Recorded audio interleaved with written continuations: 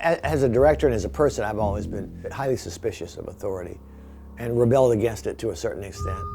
I only love authority when I am the authority, as a director or as a parent, and then I want it followed absolutely. But in all other cases, I'm going to rebel against it.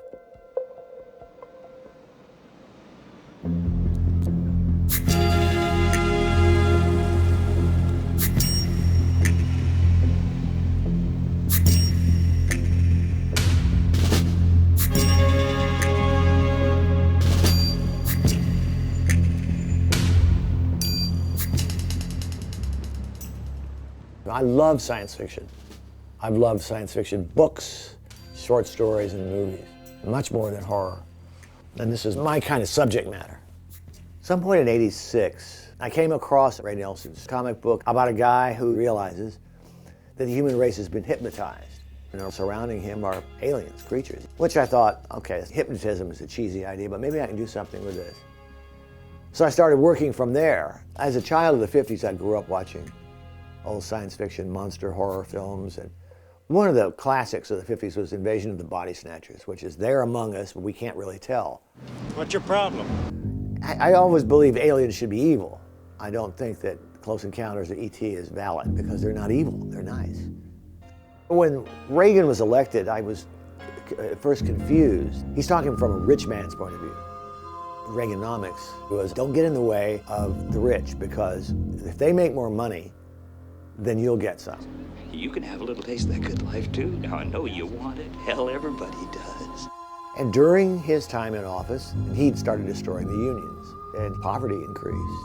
And I thought, where's my country going here? Why are so many people buying into this? I wanted to strike out in some way, so I cast the Republicans as alien creatures. All the sex and violence on the screen has gone too far for me. They Live as a story fit right in, and it also fit in as a low-budget movie. Alive Films in the 1980s was a small kind of art film company.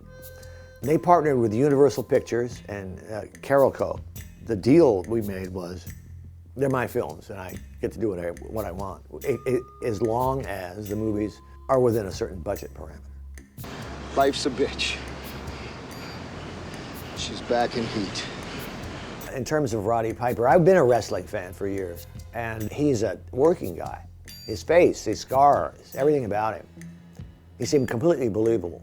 He has a natural instinct for performance, so I didn't really have to get him there, but we talked about certain nuances and certain ideas. Very early on, before I was finishing up the script, Roddy said, look, you know, for these interviews that I do when I wrestle somebody, I have a lot of things that I make up and I say, so here's a bunch of them.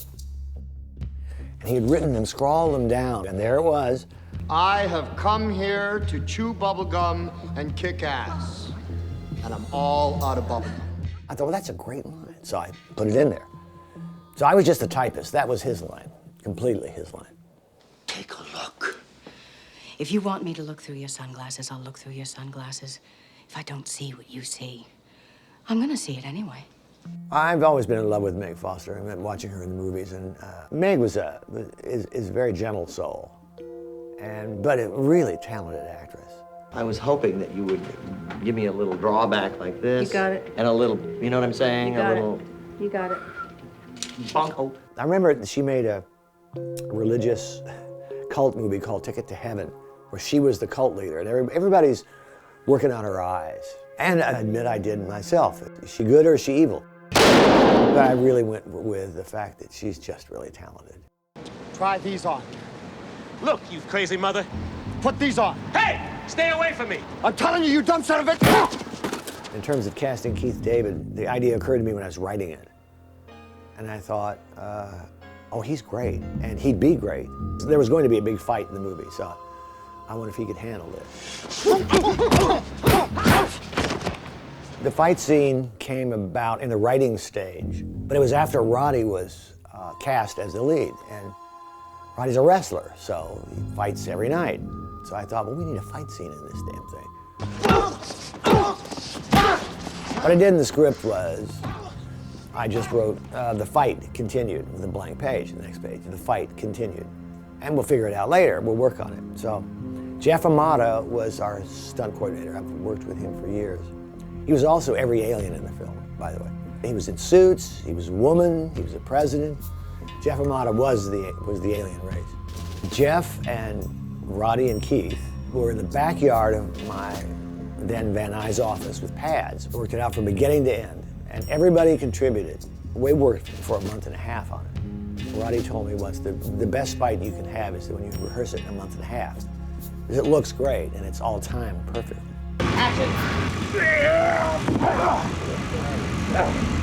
And they were so good, they were making contact, meaning that the fists were hitting flesh. A lot of people said at the time, this is excessive, this fight is excessive, but I loved it. Was there ever any concern when you finished the scene in terms of shortening it? I mean, did anyone... Fuck no. There's one stunt in it where the guy goes out of the window. Stunts scare me a lot, especially high falls, because so much can go wrong. And man, this guy took a fall, wow. Every scene has its challenges, and it's all rewarding when it goes together. All the visions through the sunglasses, when Roddy puts them on for the first time, everything is matte paintings. Lit them, shot them, and we timed them in black, in black and white. And it was just old-fashioned filmmaking. One of the oldest tricks in the book. I've got one that can see. The special makeup artist was Frank Carasosa. He had worked on Prince of Darkness and did a fine job for me. And the design of the alien faces was actually Sandy King, my now wife, but then the associate producer. And he designed them, partially a mask with these silver balls for eyes. I don't know, I thought it was a neat design. It's kind of a skull face in a way. In terms of the effects and the production design, the biggest issue was the inside of the supermarket. Tried it on location, but we just couldn't cover enough. It wasn't stark enough. So that was our biggest expenditure, was this big set.